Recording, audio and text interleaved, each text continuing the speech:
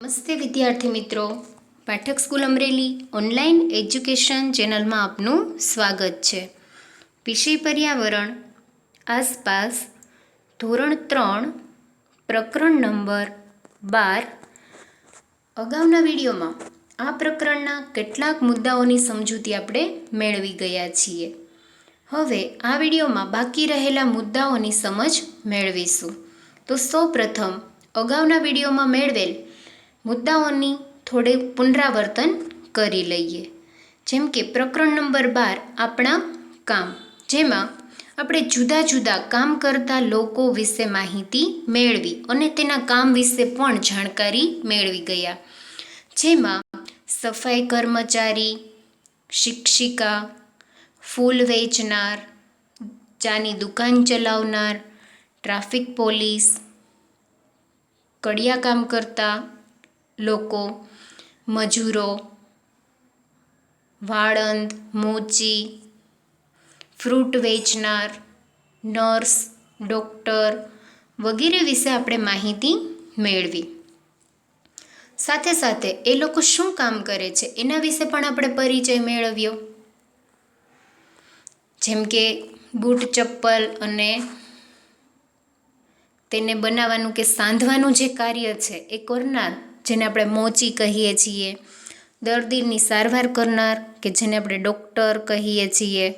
બિલ્ડિંગનું ચણતર કામ કરનાર, જે કડીઓ. બાળકોને ભણાવવાનું કાર્ય કરે છે તે શિક્ષક. આવી જ રીતે આપણે જુદા જુદા લોકો વિશે પરિચય મેળવ્યો અને કેટલીક પ્રવૃત્તિઓ કરી. જેમાં કેટલાક બહુમાળી મકાનો પણ ચિત્રમાં જોયા અને તેની માહિતી મેળવી, કે જેમ કે શાળા છે, પોસ્ટ ઓફિસ, હોસ્પિટલ વગેરે જેવા મકાનો વિશે પણ પરિચય મેળવ્યો. શાળામાં થતા કાર્યો વિશે પણ સમજ મેળવી અને છેલ્લે આપણે એક પ્રશ્નની માહિતી મેળવી કે શાળાએ અમુક બાળકો છે કે જે શાળાએ જતા નથી, તેઓ શું કરે છે એના વિશે છે એ તમને છેલ્લે પ્રશ્ન અહીંયા પૂછવામાં આવેલો, તો એના વિશે તમારે જાણકારી મેળવી અને જવાબમાં લખવાનું હતું. તમે ચોક્કસથી જાણકારી મેળવી હશે કે ચિત્રમાં તમે જે પાઠ્યપુસ્તકમાં જે ચિત્ર આપેલા છે એમાં કોઈ એવા બાળકો છે કે જેઓ શાળાએ નથી જતા. શા માટે નથી જતા?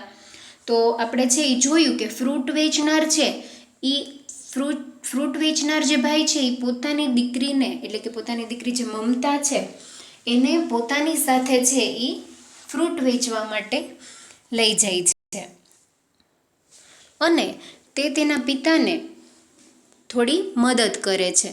જેમ કે તે રસ્તા ઉપર દોડી અને ફ્રૂટ આપવા અને ખરીદનાર પાસેથી પૈસા મેળવવા જેવું કાર્ય કરે છે. તો એ એના પિતાને મદદ કરી શકે એટલા માટે એ શાળાએ નથી જતી. તો એવી જ રીતે કોઈ એવા બાળક વિશે તમે જાણો છો કે શાળાએ નથી જતા, શા માટે નથી જતા એના વિશે તમે જાણ્યું હશે. હવે આપણે આ વિડીયોમાં બાકી રહેલા મુદ્દામાં ઘરકામ, એ મુદ્દા વિશે આપણે અત્યારે સમજ મેળવીશું. જેમાં દીપાલી પણ એક એવી જ છોકરી છે જે શાળાએ જતી નથી. ચાલો આપણે તેના વિશે જાણકારી મેળવીએ. દીપાલી શા માટે શાળાએ નથી જતી એના વિશે આપણે માહિતી મેળવવાની છે. એવું તો કયું કારણ છે કે તે શાળાએ છે એ નથી જતી? શું અગાઉ તે શાળાએ ગઈ છે? એ દરેક બાબત છે એના વિશે આપણે સમજ મેળવીશું. દીપાલી એના કુટુંબમાં સૌથી મોટી છે. તેના પિતા શાકભાજી વેચે છે. તે શાકના બજારમાં જવા વહેલી સવારમાં જ નીકળી જાય છે. તેની માતા કેટલાક ઘરના વાસણો ધુએ છે. તે પણ વહેલી સવારમાં કામ માટે નીકળી જાય છે. દીપાલી તેના ભાઈઓ અને બહેનો માટે જમવાનું બનાવે છે. તે ઘર સાફ કરે અને વાસણ પણ સાફ કરે. તેને રેડિયો સાંભળવો ખૂબ જ પસંદ છે. તે કામ કરતાં કરતાં ગીતો સાંભળે છે. કામ કર્યા બાદ તે તેના ભાઈને પિતા પાસે મૂકવા જાય છે.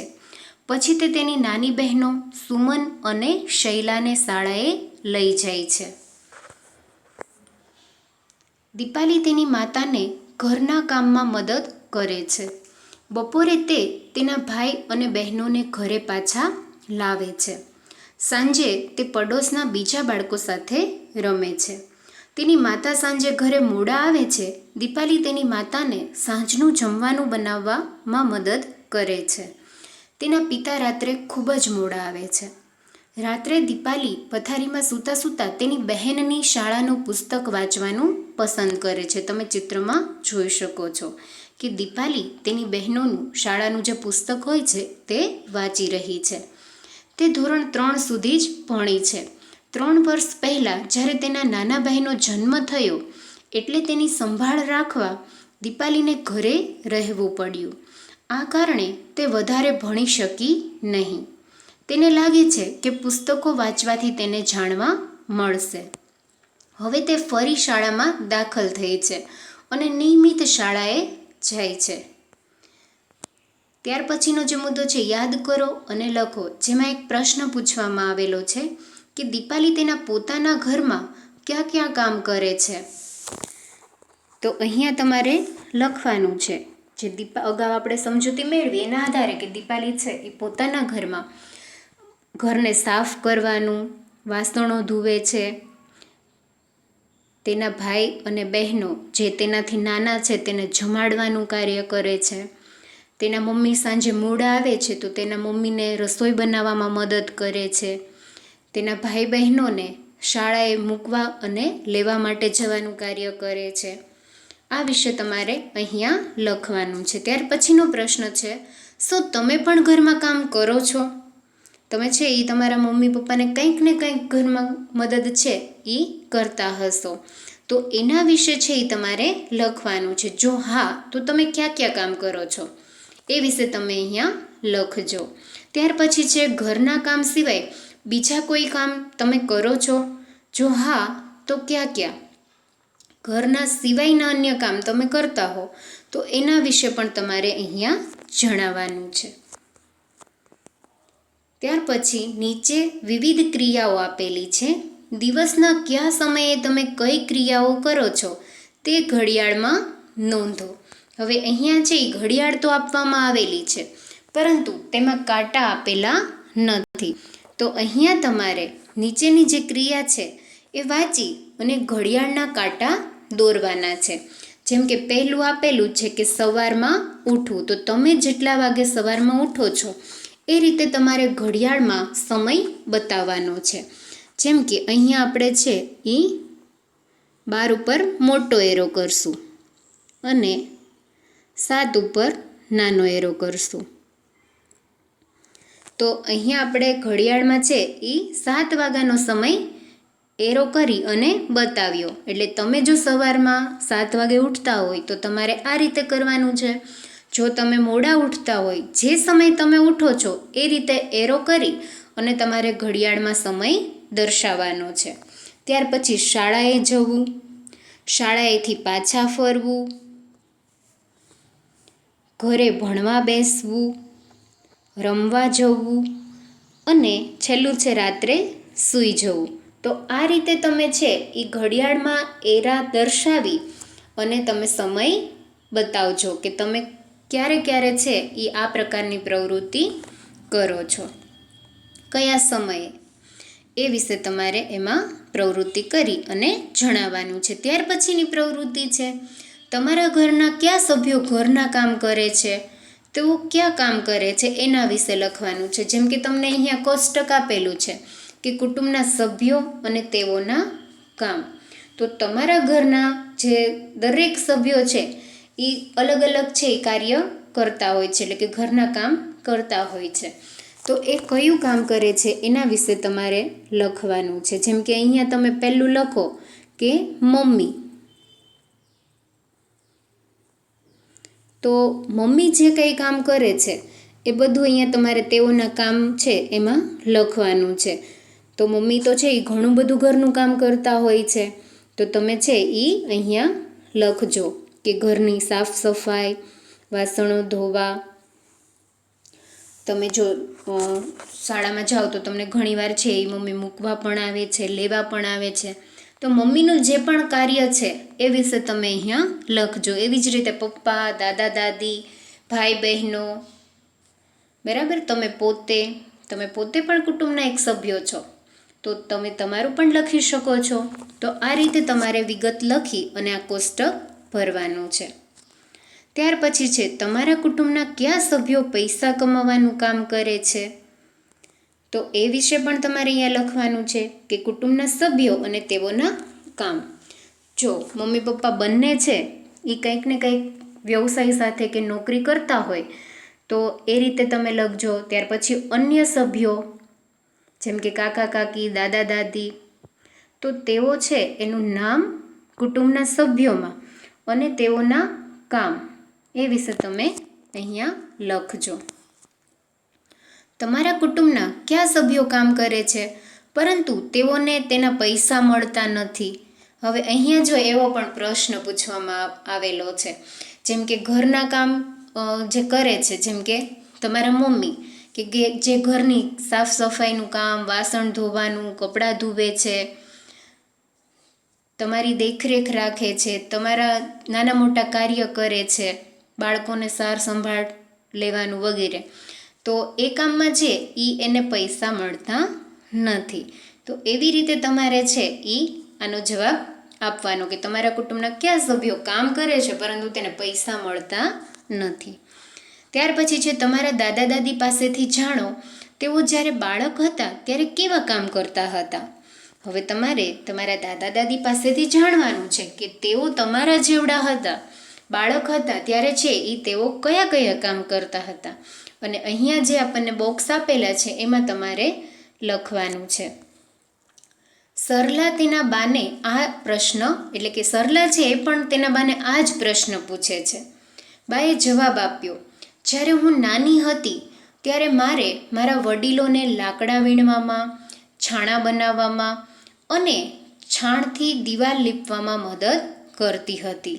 હવે આપણી પાસે સગડી છે જે ગેસથી ચાલે છે. આપણા ઘરની દિવાલો અને છત સિમેન્ટની છે. સરલાને તેના બાએ બાળપણમાં જે કામ કર્યા એવા કોઈ કામ કરવાની જરૂર નથી. જો સરલા જ્યારે એના બાને આ પ્રકારનો પ્રશ્ન પૂછે છે ત્યારે એના બા છે એના જમાનામાં જે પ્રમાણેનું હતું અને એને જે કંઈ કાર્ય કરવા પડતા એના વિશે વાત કરે છે કે બહુ પહેલાંના જમાનામાં છે એના મકાનો છે એ કાચા હતા, તો એને છે આ પ્રકારનું કાર્ય કરવું પડતું, જેમ કે છાણથી છે દિવાલ લીપવાનું કાર્ય. ત્યાર પછી ત્યારે છે ગેસ કે સગડી ન હતા, ચૂલો વાપરતા હતા, તો ચૂલામાં નાખવા માટે છે લાકડા પણ લેવા જવું પડતું. એટલે એના બા છે આ પ્રકારે એને જણાવે છે કે અમે લોકો આ કાર્ય કરતા, પરંતુ અત્યારે છે આ પ્રકારના કોઈ પણ કાર્ય કરવાની જરૂર પડતી નથી, કારણ કે અત્યારે તો છે ઘરની દિવાલો અને છત સિમેન્ટની બનેલી હોય છે અને રસોઈ બનાવવા માટે સગડી કે ગેસનો ઉપયોગ થતો હોય છે. એટલા માટે તમે અને તમારા વડીલોએ બાળપણમાં કરેલા કામ વિશે લખ્યું, એમાં તફાવત છે. હા, જરૂરથી એમાં તફાવત જોવા મળે છે, કારણ કે પહેલાંના જમાનામાં એટલી બધી સગવડ ન હતી, એટલે ઘણા બધા કાર્યો છે કરવા પડતા અને દૂર દૂર સુધી છે પાણી ભરવા જવું, લાકડા વીણવા જવા, ત્યાર પછી છે અન્ય ઘણા બધા એવા કામો રહેતા હતા. તો અને અત્યારે કે જે ઘણી બધી છે આપણને સુવિધા અત્યારે પ્રાપ્ત થઈ છે, તો આપણા કામ છે થોડા સરળ અને ખૂબ જ ઝડપી પણ બન્યા છે. તો બંનેમાં છે તફાવત રહેલા છે. તો એ વિશે પણ તમે તમારી નોટબુકમાં આ તફાવતો વિશે લખવાનો પ્રયત્ન કરજો. ત્યાર પછી દીપાલીએ ઘરનું કામ કરવા શાળાએ જવાનું છોડવું પડ્યું. તમારા પડોશમાં 5 વર્ષથી ઉપરના બાળકો જે શાળાએ જતા ન હોય તે શોધી કાઢો. હવે વિદ્યાર્થી મિત્રો, તમારા પડોશીમાં જો કોઈ આ પ્રકારે બાળક હોય કે જે 5 વર્ષથી ઉપરની એની ઉંમર છે અને એ શાળાએ નથી જતા, તો એનું કારણ શું છે એ વિશે તમારે શોધવાનું છે. કોઈ પણ 2 બાળક સાથે વાત કરી તેમનું શાળાએ ન જવાનું કારણ તમારે શોધવાનું છે.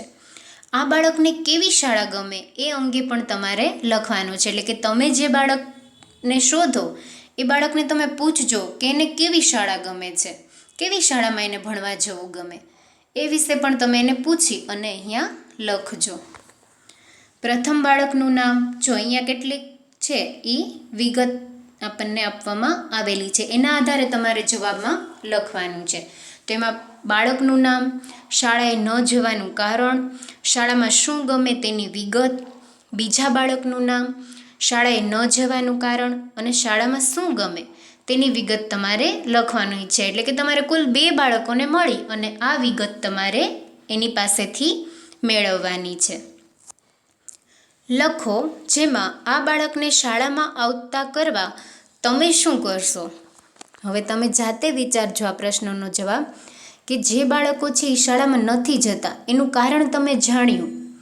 હવે એ બાળકને શાળાએ જવા માટે, એટલે કે એ લોકો પણ શાળાએ આવતા થાય એના માટે તમે શું કરશો, કેવા કેવા પ્રયત્નો કરશો, એના વિશે તમારે અહીંયા લખવાનું છે. તો અહીંયા આપણો આ પ્રકરણ, આ પાઠ છે એ પૂર્ણ થાય છે. અસ્તુ.